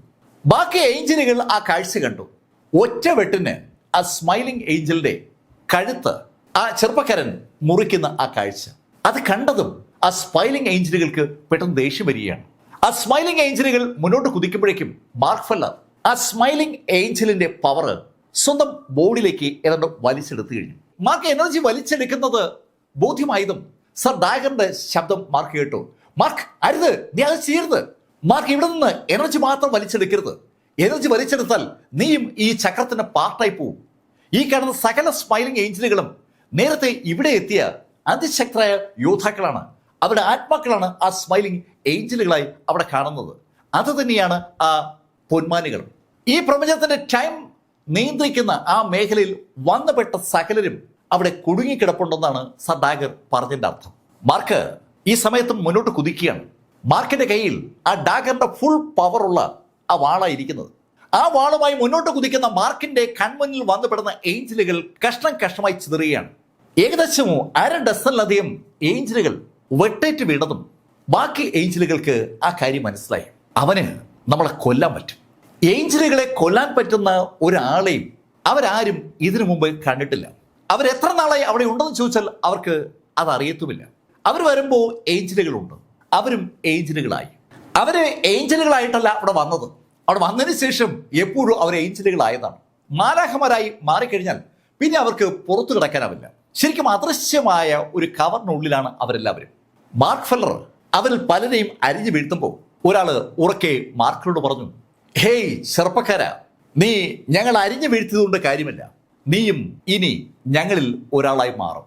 മാർക്ക് ഫ്ലവർ ഗ്രാനിയെ രക്ഷിക്കാനായിട്ടാണ് അവിടെ വന്നത്. പക്ഷേ ഇപ്പോ മാർക്കും കൂടി ഫ്ലവർ ഗ്രാനി പെട്ടിരിക്കുന്ന അതേ അവസ്ഥയിലേക്ക് പെടുകയാണ്. ഫ്ലവർ ഗ്രാനി അവിടെയുള്ള മറ്റ് ഏഞ്ചലുകളെ പോലെ ഏഞ്ചലായി മാറിയിട്ടില്ല എന്ന് മാത്രം. ഫ്ലവർ ഗ്രാനിയുടെ മുഴുവൻ അസ്തിത്വവും നഷ്ടമാവുമ്പോൾ ഫ്ലവർ ഗ്രാനി ഒരു ഏഞ്ചലാവും. ഏഞ്ചലായാൽ അവിടെ അവസാനിക്കും. മാർക്കും അങ്ങനെ സ്റ്റെപ്പ് ബൈ സ്റ്റെപ്പായിട്ട് ഒരു ഏഞ്ചലായി മാറുമെന്നാണ് അവിടെയുള്ള ഒരു ഏഞ്ചല് പറഞ്ഞത്. ഈ സമയത്ത് രണ്ടാമത്തെ തവണയും ആ കൂറ്റൻ മണിയുടെ ശബ്ദം കേട്ടു. ആ രണ്ടാമത്തെ തവണത്തെ മണി അടിച്ചോടുകൂടി ആ എൻറ്റയർ മേഖലയും ഒന്ന് ജ്വലിച്ചു. എവിടെ നിന്നോ പ്രകാശം ആ മേഖലയിലേക്ക് വന്ന് വീഴുകയാണ്. മാർക്ക് പെട്ടെന്ന് മുകളിലേക്ക് നോക്കുമ്പോൾ അനവധി സൂര്യന്മാർ മുകളിൽ ഉദിച്ച ഒരു കാഴ്ചയാണ് മാർക്ക് കാണുന്നത്. നക്ഷത്രങ്ങൾ വളരെ അടുത്തെത്തിയിരിക്കുന്നു. ആ നക്ഷത്രങ്ങളിൽ നിന്ന് പ്രകാശം ആ മേഖലയിലേക്ക് എങ്ങനെ ചിതറുകയാണ്. ഒരുപാട് സൂര്യന്മാർ ഒരുമിച്ച് ഒരു സ്ഥലത്ത് വന്നാൽ പകലിനേക്കാൾ പകലായി മാറുമല്ലോ ആ സ്ഥലം. അതുപോലെ പൂർണ്ണ പ്രകാശത്തിൽ ആ എൻറ്റയർ മേഖലയും കുളിച്ചു നിൽക്കുകയാണ്. ദൂരെ നിന്ന് ആ ഭാഗത്തേക്ക് നോക്കുന്ന ആൾക്കാർക്ക് വൻ പ്രകാശം ആ മേഖലയിൽ കാണാം. നോർത്ത് വെസ്റ്റ് യൂഡു ആരും പോകാൻ ഭയക്കുന്ന സ്ഥലമാണ്. അവിടെ നിന്ന് ശക്തമായ ബെല്ലടി കേൾക്കുന്നു. അതേ സമയത്ത് ഒരുപാട് നക്ഷത്രങ്ങൾ ആ മേഖലയിലേക്ക് വൻതോതിൽ പ്രകാശം ചൊരിഞ്ഞതോടുകൂടി ആ മേഖല മുഴുവൻ പ്രകാശത്തെ കുളിച്ചു നിൽക്കുകയാണ്. ലോകം അവസാനിക്കാൻ പോകുന്നതിന്റെ സകല സൂചനകളും അതിൽ പലരും കണ്ടു തുടങ്ങി. ഈ സമയത്ത് മാർക്ക് ഫെല്ലർ അവിടുന്ന് പുറത്തു കിടക്കാനുള്ള ശ്രമത്തിലാണ്. പുറത്തു കിടക്കാനായി മാർക്ക് കുതിക്കുമ്പോൾ മാർക്കിന് ആ ഏഞ്ചലുകളുടെ അറ്റാക്ക് അനുഭവപ്പെടുന്നുണ്ട്. അങ്ങനെ അറ്റാക്ക് ചെയ്യുന്ന ഏഞ്ചലുകളെ തകർത്ത് മാർക്ക് മുന്നോട്ട് കുതിക്കുകയാണ്. പക്ഷെ മുന്നോട്ട് കുതിക്കും തോറും മാർക്കിന് ഒരു കാര്യം മനസ്സിലായി.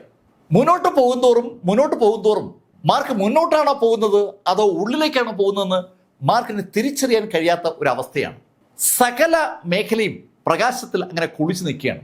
ആ പ്രകാശത്തിനകത്ത് ആ സുവർണ പ്രകാശവുമായി ആ ഏഞ്ചലുകളുണ്ട്.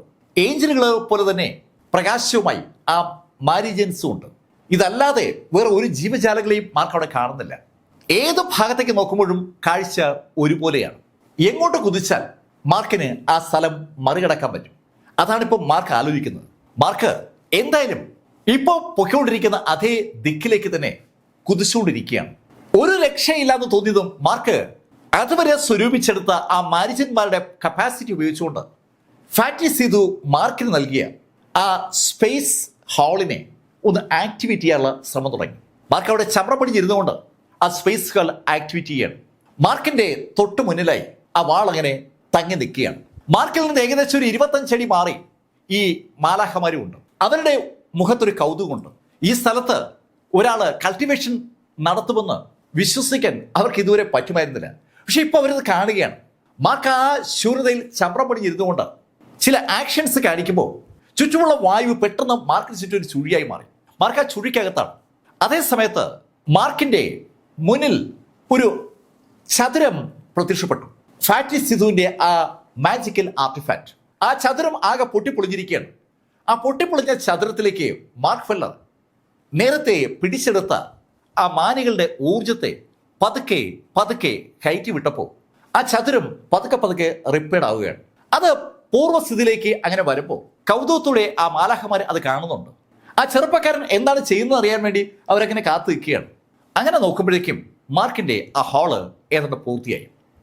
ആ ഹാള് പൂർത്തിയായതും മാർക്ക് ഫെല്ലർ ആ ഹാള് ഒന്ന് ആക്ടിവേറ്റ് ചെയ്തു. പെട്ടെന്ന് മാർക്കിന് ചുറ്റുമായി ഒരു പുതിയ ടൈം സോൺ രൂപീകരിക്കപ്പെട്ടു.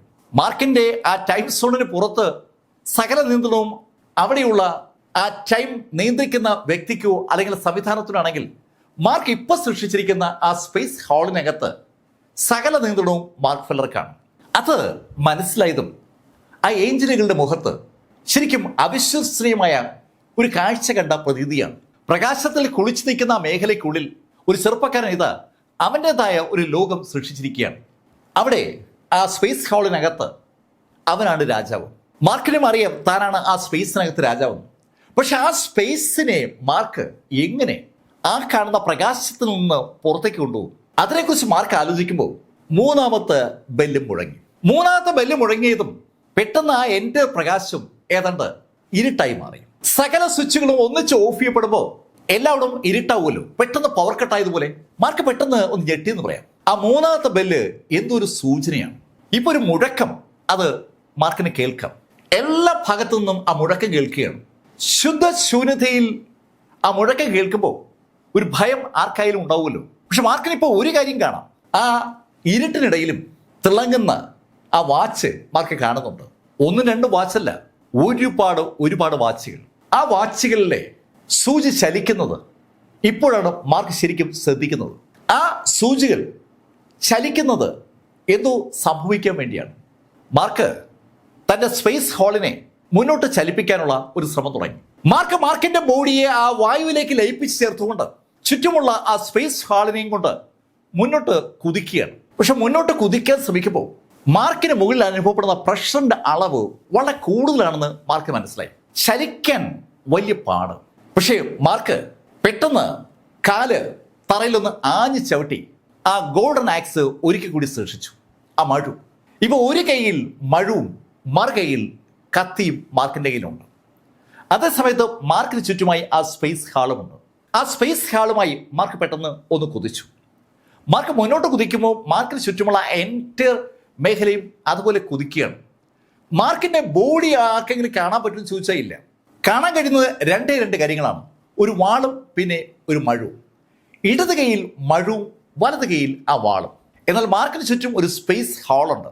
ആ ഹാള് പോലും തികച്ചും അദൃശ്യമാണ്. മാർക്കിന്റെ കയ്യിലുള്ള ആ വാളും അതുപോലെ ആ മഴുവും ഇപ്പോൾ ആകാശത്തേക്ക് ഉയരുകയാണ്. മാർക്ക് ഫെല്ലർ മുകളിലേക്ക് ഉയരുകയാണെന്ന് ആ കാഴ്ച നമ്മളോട് വിളിച്ചു പറയുന്നുണ്ട്. മുകളിലേക്ക് ഉയർന്ന മാർക്ക് താഴെ നിന്ന് നോക്കുന്ന ഒരാൾക്ക് ഒരു അത്ഭുതം സൃഷ്ടിക്കും. ഒരു മഴുവും വാളും മാത്രം മുകളിലേക്ക് ഉയരുകയാണ്. ചുറ്റും ഇരുട്ട് മാത്രമാണ്. പക്ഷെ പെട്ടെന്ന് ആ മഴുവും വാളും മുന്നോട്ട് പോകാനാകാതെ തട്ടി നിൽക്കുന്ന പോലൊരു ഫീലിംഗ്. എവിടെ വെച്ചൊന്ന് തട്ടി നിൽക്കുകയാണ്. ചുറ്റും ഇരുട്ടായതുകൊണ്ട് എന്താണ് യഥാർത്ഥത്തിൽ അവിടെ സംഭവിക്കുന്നതെന്ന് താഴെ നിൽക്കുന്ന മാലാഖമാർക്ക് പോലും അറിയാൻ പറ്റാത്ത ഒരു സാഹചര്യം. ആ മാലാഖമാർ പെട്ടെന്ന് മുകളിലേക്ക് ഉയർന്നു. ഇപ്പോൾ നമുക്ക് ആ മാലാഖമാരുടെ വെട്ടത്തിൽ ആ കാഴ്ച കാണാം. ഒരു വാളും മഴുവും അങ്ങനെ മൂളി നിൽക്കുകയാണ്. മുകളിലത്തെ ബൗണ്ടറി തകർക്കാൻ ഒരു ശ്രമം ആ വാളും മഴുവും ചേർന്ന് ചെയ്യുന്നുണ്ട്.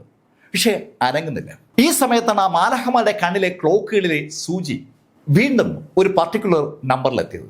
ആ നിമിഷത്തിൽ വീണ്ടും നമ്മൾ ആ മണികടി കേൾക്കുകയാണ്. ചെവി തുളച്ചു പോകുന്ന ശബ്ദം സകല മേഖലയിൽ നിന്നുണ്ടായതും മാർക്ക് നിൽക്കുന്നതിന്റെ മുകളിൽ വൻതോതിൽ പ്രഷർ ഉണ്ടായി.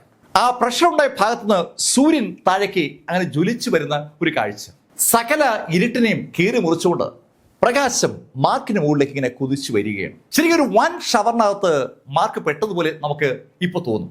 മാർക്കിന്റെ ബോഡിയും വായുവും താരതമ്യം പ്രാപിച്ചിരിക്കുകയാണ്. വായുവിൽ മാർക്ക് ഒളിച്ചിരിക്കുകയാണെന്ന് പറയാം.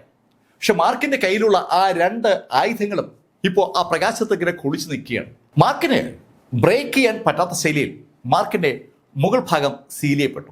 ആ യാഥാർത്ഥ്യം മനസ്സിലായ മാർക്കിന് മഴുവും വാളും നേരെ സ്ട്രെയിറ്റ് ആയിട്ട് വന്നു. അങ്ങനെ പിടിച്ചിരിക്കുന്ന ആ വാളും മഴുവുമായി മാർക്ക് ഫെല്ലർ മുന്നോട്ട് അങ്ങനെ കുതിക്കുകയാണ്. മാർക്കിനെ തടുത്തുകൊണ്ട് ആ മാലാഖമാർ മുന്നോട്ട് വന്നതും മാർക്ക് അവരെ അരിഞ്ഞു വീഴ്ത്തി പിന്നെയും മുന്നോട്ട് കുതിച്ചു തുടങ്ങി. ഈ സമയത്ത് സകല സ്ഥലത്തു നിന്നും ഒരു പ്രഷർ മാർക്കിന് അനുഭവപ്പെട്ടു തുടങ്ങി. സകല സ്ഥലത്തു നിന്നും മാർക്കിന് ആ പ്രഷർ അനുഭവപ്പെട്ടതും Mark power of creation activate ചെയ്തു. പവർ ഓഫ് ക്രിയേഷൻ ആക്ടിവേറ്റ് ചെയ്തതും മാർക്കിന്റെ ബോഡി വീണ്ടും പഴയ ബോഡിയായി മാറി. പക്ഷെ അതേ സമയത്ത് മാർക്കിന്റെ തലയ്ക്ക് മുകളിലായി വൻതോതിൽ ഒരു പ്രകാശം രൂപപ്പെട്ടു കഴിഞ്ഞു. മാർക്കിന്റെ കൈകളിൽ ആണ് ആ പ്രകാശം ഇപ്പോൾ ഉള്ളത്.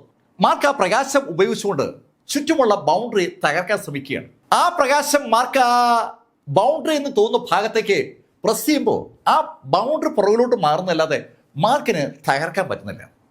ശരിക്കും ഒരു ഇലാസ്റ്റിസിറ്റി ഉള്ള ഒരു മേഖലയിൽ മാർക്ക് പെട്ടിരിക്കുകയാണ്. മാർക്ക് കാണുന്നതൊക്കെ അയഥാർത്ഥമാണെന്ന് മാർക്കിന് അറിയാം. പക്ഷെ ഒരു കാര്യം അപ്പോൾ മാർക്കിന് അലട്ടുന്നുണ്ട്. മാർക്കിന്റെ ശക്തി ഒരുപാട് കുറയുന്നുണ്ട്. കാണുന്നതൊക്കെ ഇല്യൂഷനാണ്. അവിടെ കാണുന്ന ആ നക്ഷത്രങ്ങളാണെങ്കിലും ആ മാലാഖമാരാണെങ്കിലും ആ മാനുകളാണെങ്കിലും എല്ലാം ഇല്യൂഷനാണ്. അത് മാർക്കിന് അറിയാം. മാർക്കിന്റെ മനസ്സിനെ ആരോ ആ ശൈലിയിൽ കാഴ്ചയിൽ കാണിപ്പിക്കുന്നതാണ്.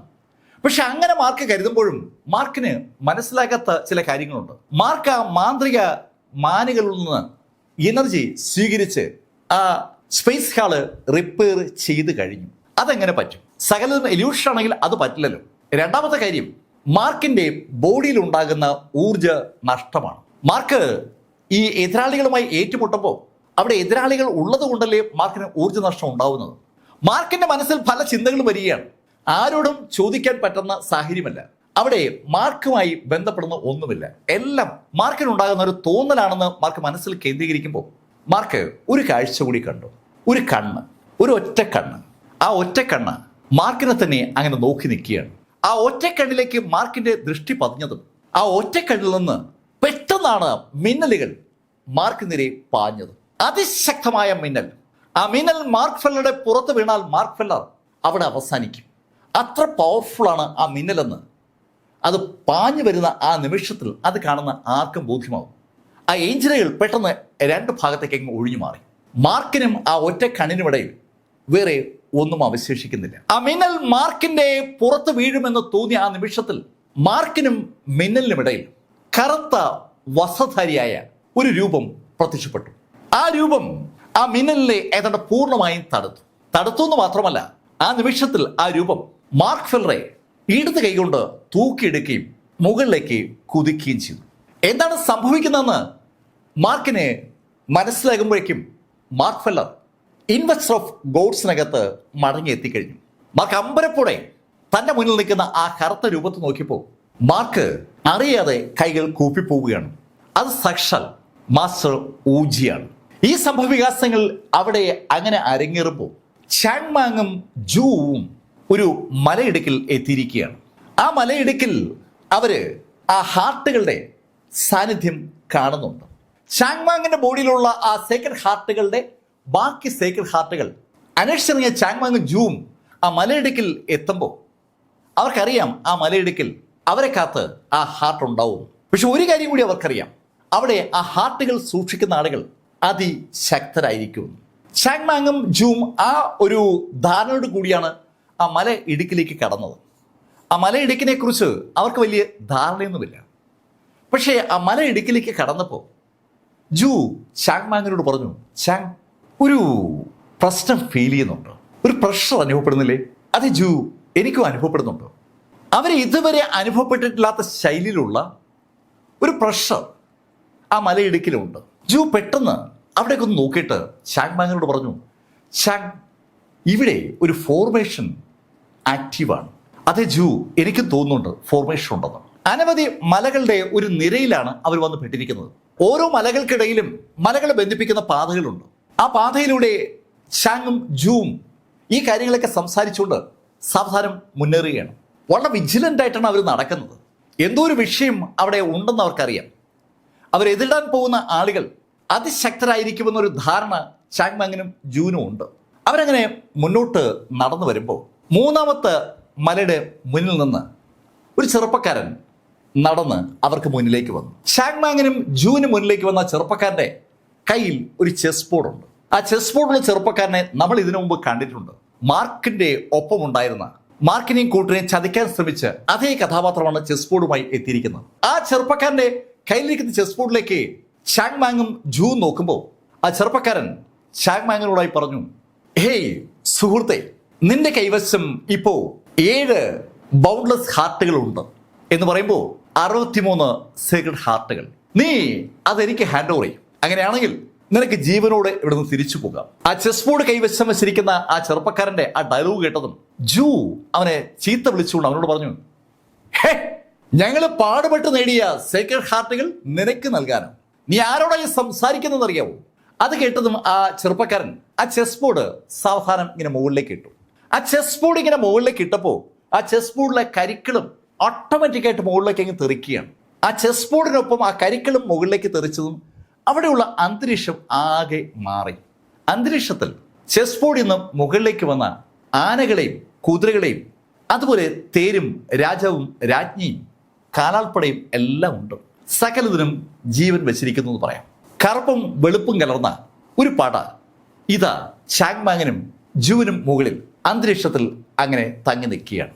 അതിശക്തരായ ഫൈറ്റേഴ്സാണ് ആ കരിക്കളായി നിൽക്കുന്നതെന്ന് ഒറ്റ നോട്ടത്തിനെ ഷാങ്ങിനും ജൂവിനും മനസ്സിലായി.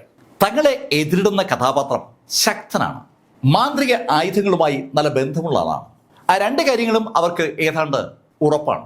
ആ ചെറുപ്പക്കാരൻ കൺഫ്യൂസ് നിൽക്കുന്ന ഷാങ് മാങ്ങിനെയും ജൂവിനും നോക്കിയിട്ട് കൈയൊന്ന് ചലിപ്പിച്ചതും ചിഹ്നം വെളിയോടുകൂടി ആനകൾ ഷാങ്ങിനും ജൂവിനും നേരെ പാഞ്ഞു തുടങ്ങി. അവ ശരിക്കും അന്തരീക്ഷത്തിൽ നിന്നാണ് പാഞ്ഞു വരുന്നത്. ഷാങ്ങും ജൂവും മലയിൽ തറയിൽ ചവിട്ടി നിൽക്കുകയാണ്. മുകളിൽ നിന്ന് താഴേക്ക് ആ ആനകൾ പാഞ്ഞു വരുമ്പോൾ അതേ സമയത്ത് തന്നെ അവയുടെ പുറകിൽ കുതിരകളും വരുന്നുണ്ട്. ആനകൾ, കുതിരകൾ, അതോടൊപ്പം ഷാങ്ങിനെയും ജൂവിനെയും വളഞ്ഞുകൊണ്ട് 4 ഭാഗത്തുനിന്ന് തേരുകളും അവർക്ക് നേരെ ചരിക്കുകയാണ്. ശരിക്കും ഒരു യുദ്ധക്കളത്തിനകത്ത് ഷാങ്ങും ജൂവും പെട്ടതുപോലെ ഊരിപ്പിടിച്ച വാളുകളുമായി കറുപ്പും വെളുപ്പും കലർന്ന സൈന്യവും ഷാങ്ങിനും ജൂവിനും നേരെ പാഞ്ഞു തുടങ്ങി. ഈ കാര്യങ്ങളൊക്കെ നിയന്ത്രിച്ചുകൊണ്ട് ആ ചെറുപ്പക്കാരൻ ചിരിച്ചുകൊണ്ട് ഷാങ്ങിനെ അങ്ങനെ നോക്കി നിൽക്കുകയാണ്. ആ കാലാൾപ്പടയും തേരും ഒക്കെ തങ്ങളുടെ അടുത്തേക്ക് വരുന്നത് കാത്തു നിൽക്കാതെ ജൂവും ഷാങ്ങും ഒരുമിച്ച് മുന്നോട്ട് കുതിച്ചു. ഷാങ് മാങ്ങിനെ സംബന്ധിച്ചിടത്തോളം ഈ ശക്തരായ ആനകളൊക്കെ ഇടിക്കാൻ വല്ലാത്തൊരു സന്തോഷമാണ്. മുന്നോട്ട് കുതിക്കുന്ന ഷാങ് മാങ് ചാടി തറയിൽ ചവിട്ടപ്പോൾ തറയൊക്കെ പൊടിഞ്ഞ് എന്താ ഇല്ലാതാവുകയാണ്. തറയിൽ നിന്ന് കുതിക്കുന്ന ഷാങ് ശക്തമായ ഇടിയോടുകൂടി ആനകളെ നേരിട്ട് തുടങ്ങി. ജൂവിന്റെ ബോഡിയിൽ ഒരു നീല പ്രകാശമുണ്ട്. ആ നീലപ്രകാശം ജൂ അവളുടെ ചൂണ്ടുവിരലിലേക്ക് കേന്ദ്രീകരിക്കുമ്പോൾ ആ നീലപ്രകാശം പാഞ്ഞു വന്ന കുതിരയും കാലാൾപ്പടയൊക്കെ ഒരു നിമിഷം കൊണ്ട് ഇല്ലാതാക്കി. ഏതാണ്ട് സെക്കൻഡിൽ കഴിഞ്ഞപ്പോൾ ആ ചെസ് ബോർഡിലെ സകല കരിക്കളും ഏതാണ്ട് തകർക്കപ്പെട്ടു എന്ന് പറയാം. പക്ഷെ അപ്പോഴും അക്ഷോഭ്യനാണ് ആ ചെറുപ്പക്കാരൻ. ആ ചെറുപ്പക്കാരൻ കൈകൾ വീണ്ടും ഒന്ന് അനക്കിയതും എല്ലാ ഭാഗത്തും സമാന സ്വഭാവത്തിൽ ഇപ്പോൾ ചെസ് ബോർഡുകൾ പ്രത്യക്ഷപ്പെട്ടിരിക്കുകയാണ്. വടക്കും കിഴക്കും തെക്കും പടിഞ്ഞാറും ഒക്കെ ഇപ്പോൾ ചെസ് ബോർഡുണ്ട്. ആ ചെസ് ബോർഡുകളും ആ ചെറുപ്പക്കാരൻ ഒന്ന് അനക്കിയതും അവയിൽ നിന്ന് വീണ്ടും ആ പട ഉണ്ടായി വരികയാണ്. നേരത്തെ ഉണ്ടായിരുന്നതിൻ്റെ 4 ഇരട്ടി കാലാൾപ്പടയും ബാക്കിയുള്ള സേനയും ഷാങ് മാങ്ങിനെയും ജൂവിനെയും വളഞ്ഞു. ഷാങ് മാങ്ങും ജൂവും ആ മാന്ത്രിക സൃഷ്ടികളെ സർവ്വശക്തിയോട് നേരിട്ട് തുടങ്ങി. അവരെത്രത്തോളം നശിപ്പിക്കുമോ അത്രത്തോളം ചെസ് ബോർഡുകൾ അന്തരീക്ഷത്തിലേക്ക് സൃഷ്ടിച്ചുകൊണ്ട് ആ ചെറുപ്പക്കാരൻ ആ മലയിടുക്ക് ഒരു യുദ്ധക്കളമാക്കി മാറ്റി. തുടർച്ചയായി 3 ദിവസമാണ് അവിടെ ആ യുദ്ധം നടക്കുന്നത്. ശരിക്കും അമ്പരപ്പിക്കുന്ന ഒരു യുദ്ധം അവിടെ അങ്ങനെ അരങ്ങേറുമ്പോൾ മറ്റൊരു സ്ഥലത്ത് ആ ബ്യൂറൽ കേവിന് സമീപത്തായി ഒരു വിജനമായ സ്ഥലത്ത് ആ ഫാർമറും ആ കളേർഡ് മാനും അതുപോലെ ആ ഫിഷർമാനും സംസാരിക്കുകയാണ്. അവൻ നമ്മളോട് പറഞ്ഞതനുസരിച്ച് അവൻ തന്നെ വിജയിക്കാനാണ് സാധ്യത. അതെ അതെ, ആ ചാങ് മാങ്ങിനേക്കാൾ സാധ്യത ആ ലീക്കാണ്. ആ ലീ ഉറപ്പായും വിജയിക്കുമെന്നാണ് എനിക്ക് തോന്നുന്നത്. അങ്ങനെ ആ ഫാർമർ പറഞ്ഞതും ആ ഫിഷർമാൻ പറഞ്ഞു, അങ്ങനെയാണെങ്കിൽ നമ്മുടെ കയ്യിലുള്ള സേക്രഡ് ഹാർട്ട് അവന് നമ്മൾ കൊടുക്കേണ്ടി വരും. അതെ, അതാ നല്ലത്. ആ ചാങ് ഹോളി സെയിൻ്റായി മാറിയാൽ ചിലപ്പോൾ നമുക്ക് അവനെ ഒന്നും ചെയ്യാൻ പറ്റാതാവും. ലീ ആണെങ്കിൽ നമ്മൾ പറയുന്ന പോലെ ചെയ്യും. കഴിഞ്ഞ ഏതാനും വർഷങ്ങളായി നമ്മൾ അവനെ കാണുന്നതല്ലേ. ആ മൂവർ സംഘം അങ്ങനെ സംസാരിക്കുമ്പോൾ ചാങ് മാങ്ങും ജൂവും കൂടി ആ ചെറുപ്പക്കാരൻ്റെ ചെസ് ബോർഡുകളെ അറ്റാക്ക് ചെയ്തുന്ന ആ സ്ഥലത്ത് പെട്ടെന്ന് 3 ആളുകൾ പ്രത്യക്ഷപ്പെട്ടു. അവരെ കണ്ടതും ചാങ് മാങ് അത്ഭുതത്തോടെ ആ മൂവർ സംഘത്തെ അറിയാതെ നോക്കിപ്പോവുകയാണ്. ഏയ് ചാങ്, നീ അത്ഭുതപ്പെടേണ്ട കാര്യമില്ല, ഞങ്ങൾ തന്നെയാണ് ഇതിൻ്റെയൊക്കെ പിന്നിൽ. ചാങ് മാങ്ങിനോട് അങ്ങനെ പറഞ്ഞത് ഗാർഡിയൻ ഓഫ് ഓർഡറിൻ്റെ തലവനാണ്. ആ തലവനൊപ്പം വേറെ 2 പേര് കൂടിയുണ്ട്.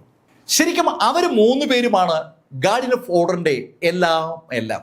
പക്ഷേ അവർ രംഗത്ത് വരാതെ ചാങ് ഉൾപ്പെടെയുള്ള ആളുകളെ ഉപയോഗിച്ചാണ് ഗാർഡിയൻ ഓഫ് ഓർഡറിനെ അവർ നിലനിർത്തിയിരുന്നത്. ഇപ്പം ഇതാ ആദ്യമായി ആ മൂവർ സംഘം ചാങ് മാങ്ങിന് മുന്നിൽ പ്രത്യക്ഷപ്പെട്ടിരിക്കുകയാണ്. അവർ പ്രത്യക്ഷപ്പെട്ടതും ആ യുദ്ധം ചെയ്തുകൊണ്ടിരുന്ന ലീ എന്ന ചെറുപ്പക്കാരൻ ലേശം പുറകോട്ട് മാറി. ലീക്കും ചാങ് മാങ്ങിനും ജൂവിനും മുന്നിൽ ഇപ്പോൾ ആ മൂവർ സംഘമുണ്ട്. ആ മൂവർ സംഘം ചാങ് മാങ്ങിനോട് പറഞ്ഞു, ഏയ് ചാങ്, ഞങ്ങളുടെ മുന്നിൽ ഇപ്പോൾ 2 ആളുകളുണ്ട്. ഒന്ന് ലീ, മറ്റൊന്ന് നീ. ഞങ്ങൾക്ക് നിങ്ങൾ 2 പേരും ഒരുപോലെയാണ്. നിങ്ങളിൽ ആര് ഈ സെയിന്റ് കിങ്ഡത്തിൻ്റെ ഹോളി ലോർഡ് ആയാലും ഞങ്ങൾക്ക് അതിൽ ഒരു അഭിപ്രായവുമില്ല. ആർക്ക് വേണമെങ്കിലും ഹോളി ലോർഡ് ആവാം. പക്ഷെ ഒരു കണ്ടീഷൻ, നിങ്ങളിൽ ആര് ഹോളി ലോർഡ് ആയാലും അവർ ഞങ്ങളെയും കൂടി അംഗീകരിക്കണം എന്ന് പറഞ്ഞാൽ ഈ സെയിന്റ് കിങ്ഡത്തിൽ ഞങ്ങൾക്ക് മുകളിൽ വേറെ ആരെയും വളരാൻ നിങ്ങൾ അനുവദിക്കാൻ പാടില്ല എന്ന് പറഞ്ഞാൽ ഞങ്ങളിലൂടെ മാത്രമേ ബാക്കി എന്തും നടക്കാവൂ. അത് കേട്ടതും ചാങ് മാങ് പറഞ്ഞു, ഏയ് അതൊന്നും നടക്കില്ല. ഉടനെ മറുഭാഗത്ത് ലീ പറഞ്ഞു, ഞാൻ നേരത്തെ വാക്ക് നൽകിയിട്ടുള്ളതാണ്, നിങ്ങളായിരിക്കും എൻ്റെ എല്ലാ കാര്യങ്ങളും നിയന്ത്രിക്കുക.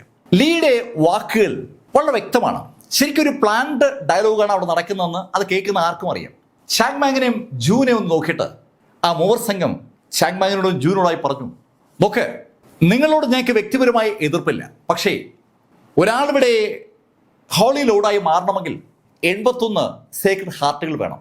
ചാങ്, നിന്റെ ബോഡിയിലെ ഹാർട്ടുകൾ ലീക്ക് അവകാശപ്പെട്ടതാണ്, അത് എടുത്തു കൊടുക്കാൻ ഞങ്ങൾ ബാധ്യസ്ഥരുമാണ്. ആ ഡയലോഗ് അതിൽ ഒരാൾ പറഞ്ഞതും ചാങ് മാങ് അയാളോട് പറഞ്ഞു, അത് അങ്ങനെ എളുപ്പം പറ്റില്ലല്ലോ. ചാങ് മാങ് വളരെ പാടുപെട്ട് നേടിയ 63 ഹാർട്ടുകളാണ് ഇപ്പോൾ ചാങ് മാങ്ങിൻ്റെ ഉള്ളിലുള്ളത്. ചാങ് മാങ്ങിന് ഇനി 18 എണ്ണം കൂടി മതി. ആ 18 ഹാർട്ടുകൾ ചാങ് മാങ്ങിന് കിട്ടിയാൽ ചാങ് മാങ്ങിന് വളരെ എളുപ്പം ആ ഹോളി ലോർഡ് ആവാൻ പറ്റും. അതേ അവസ്ഥ തന്നെയാണ് സാക്ഷാൽ ലീക്കുള്ളത്. ലീയുടെ കയ്യിൽ കുറേ സേക്രഡ് ഹാർട്ടുകളുണ്ട്. ചാങ് മാങ്ങിൻ്റെ കയ്യിലുള്ള 63 കൂടി അയക്ക് കിട്ടിയാൽ പിന്നെ അയാൾക്ക് വേണ്ടത് അപൂർവം സേക്രഡ് ഹാർട്ടുകളാണ്. ആ സേക്രഡ് ഹാർട്ടുകൾക്ക് പുറമെ അയാൾക്ക് 1 എണ്ണം കൂടി വേണം. അത് സീൽ ഓഫ് ഹെവൻ റിട്ടേണിംഗ് ആണ്. സാക്ഷാൽ ചെൻ ഷുവാങ്ങിൻ്റെ ആ പ്രത്യേക നിർമ്മിതി അത് ഇപ്പോൾ ഉള്ളത് മാർക്കിൻ്റെ ഉള്ളിലാണ്. മാർക്കിൻ്റെ കയ്യിൽ നിന്ന് ആ സീൽ ഓഫ് ഹെവൻ റിട്ടേണിംഗ് കൂടി സംഘടിപ്പിക്കണം. അത്രയും ആയിക്കഴിഞ്ഞാൽ പിന്നെ ലീ ആയിരിക്കും ഈ സെയിന്റ് കിങ്ഡത്തിൻ്റെ ഹോളി ലോർഡ്. കഥയുടെ ഈ ഭാഗം ഞാനിവിടെ അവസാനിപ്പിക്കുന്നു. അടുത്ത ഭാഗവുമായി അടുത്ത ദിവസം വീണ്ടും കാണാം. ഇതുവരെ മാർക്ക് ഫെല്ലറുടെ കഥ നിങ്ങളോട് പറഞ്ഞത് എം ലൈഫിൽ നിന്ന് BS ചന്ദ്രമോഹൻ. കമൻറ്റിൽ ചെയ്യുക. Thank you.